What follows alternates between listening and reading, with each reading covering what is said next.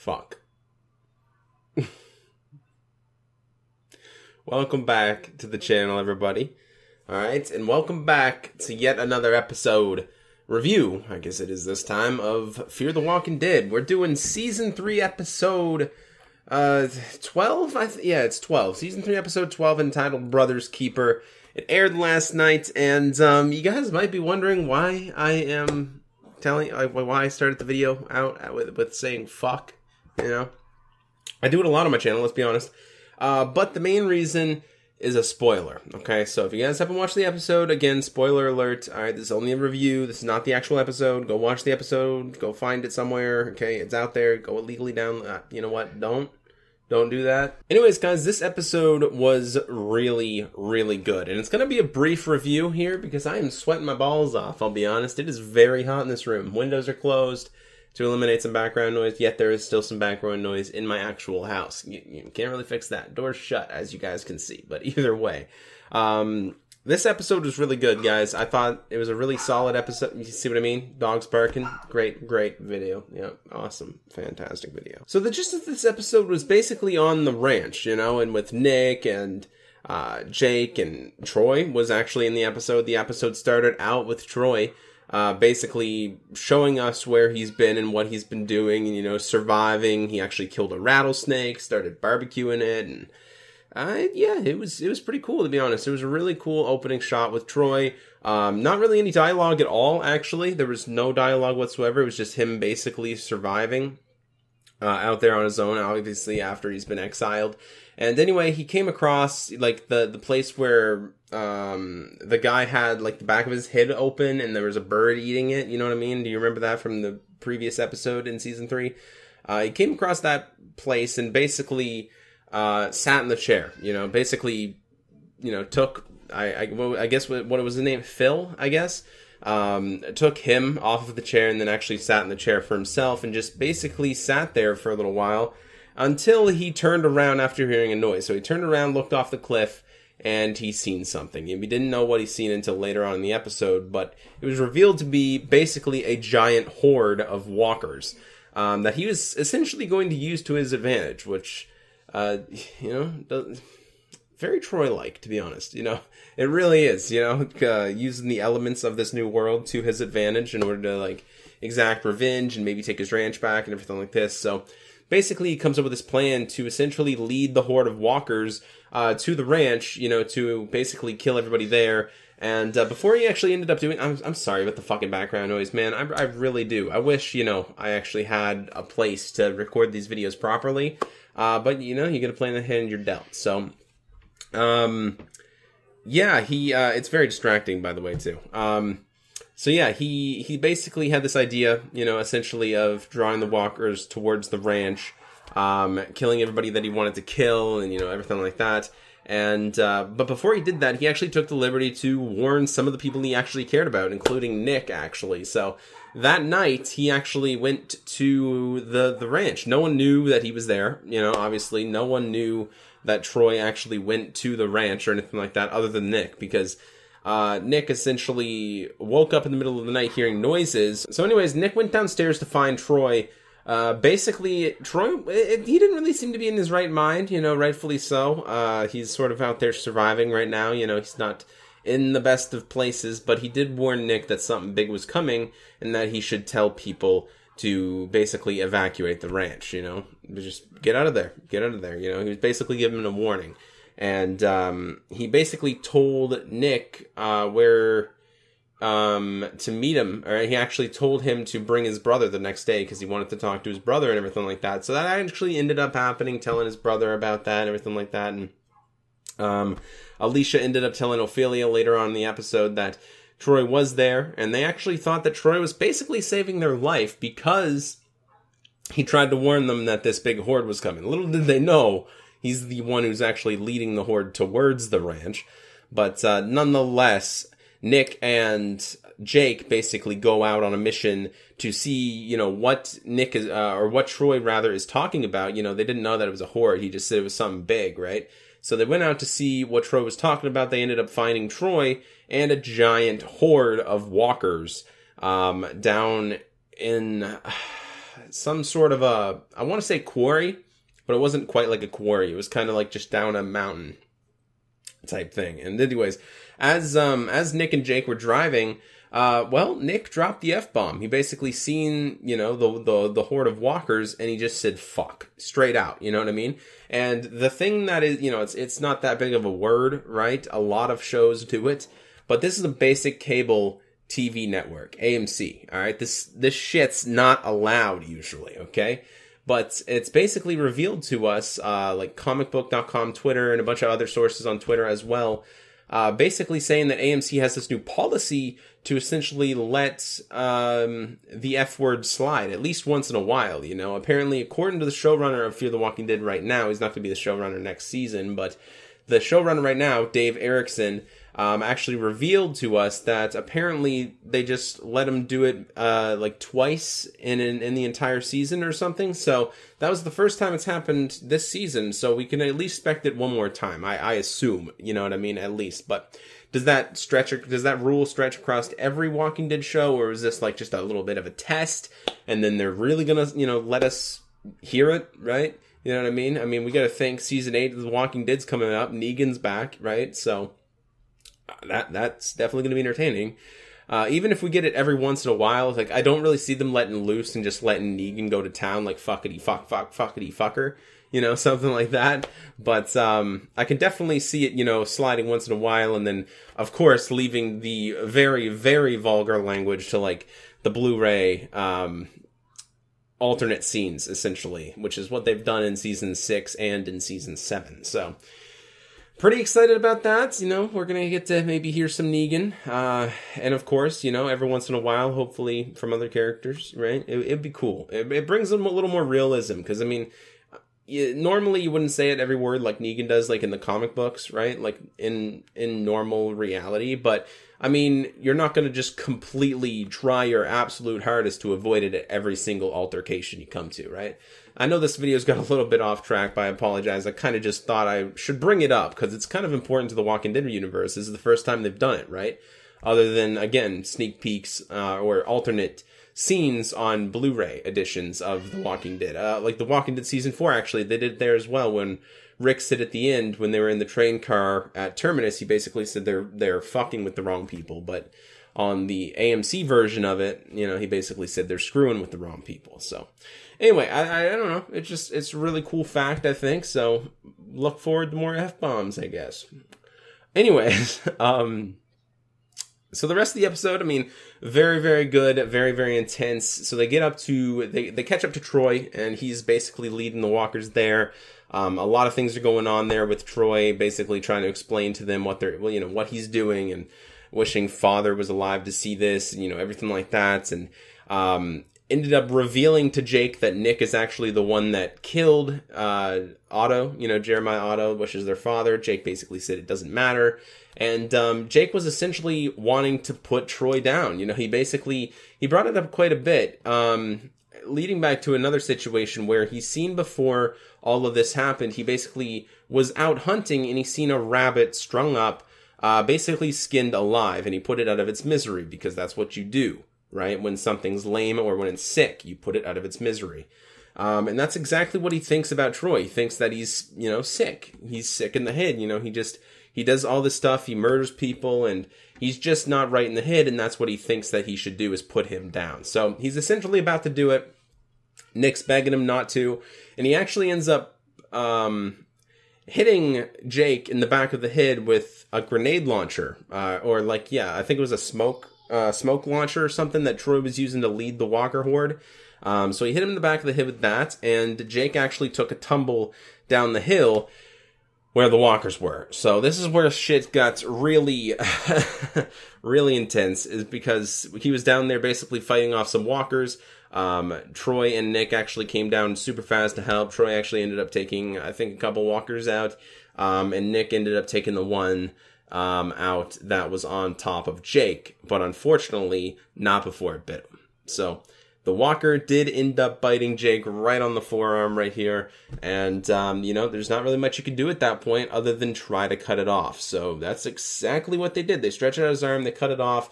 Probably not high enough, in honesty. It was a little low on the cut. He probably should have went a little more up, but it is what it is. I don't really think... Hold on. Just hold on. All right, we'll get to that. All right, so they cut off his arm, and he's fine. They're going back to the ranch, basically saying, you know, we can help him more when we're back at the ranch. And Troy basically explains, so there's no ranch to go back to because I basically just, you know, I screwed it all up for us, right? I sicked the walkers on the ranch, and everybody's going to die there. And that's what's going on. That everybody at the ranch is basically preparing for this horde onslaught. Like, they're setting up RVs, you know, and making a wall out of it. It's really, really, really cool, high-intensity action. The walkers do end up breaking through the RVs, at one point pushing an RV, literally the whole thing just pushing and toppling over. The strength of walkers is just insane when, like, when they're in a horde, right? So we get to see a lot of stuff go down here, man. Skip out of Troy right now, and Nick and Jake, all right? We're focusing on the ranch, okay? So we get to see a lot of people work together. Alicia, we get to see a brand new side of her. We don't really get to see her fight walkers, you know, too often, or really, really survive too often, but here we do. She killed a lot of walkers. She was shooting with like, it looked to be an AR-15. She was shooting a bunch of walkers. She saved Ophelia's life at one point. You know, shooting them in the head. She actually ended up shooting one of her own people, the ranch's people, in the head because he was bitten and basically surrounded by walkers. So she shot him in the head, basically putting him out of his misery while he was getting eaten alive. And I mean, that's basically what happened there. You know, a lot of things were going down. She was saving people left and right. She saved Ophelia at one point while she was getting swarmed by walkers. And they essentially all made it into the pantry, you know, the big locked up pantry that's underground with like all the food and the armory and everything like that down in it. Very secure place to really hold out, you know, because like it's underground, right? There's no other direction that they could come from other than that one door. And if you keep that secure, you know, you're good. Plus you have a bunch of food down there as well. And of course the weapons, they all come into a factor. So I don't know if they have any water down there. So that definitely might be a situation. Yeah, and I never really thought about the water thing. They do have food though. So that would, you know, hold them off for a little bit, at least hopefully until Madison and Strand and Walker get back with the water, which, by the way, when they get back, they're just, I don't know what the hell they're going to do. Are they just going to think everybody's dead, or, you know, I want to know what's going to go through their minds, honestly. I hope that's next week's episode. I haven't seen the preview or the sneak peek for it yet, so I'm pretty excited to see it, though. So anyway, that's what happens. They all basically get locked into a pantry after fighting for their lives. Alicia sort of looks traumatized and not knowing really what to do now, you know, when she's down in the pantry. And again, I had to apologize for the fucking kids in the background. I don't know if you guys hear that or not. I don't know if the mic picks up on it. I can hear it pretty well, loud and clear. And, I honestly don't know if you guys can. So if you guys can, I apologize. It is what it is.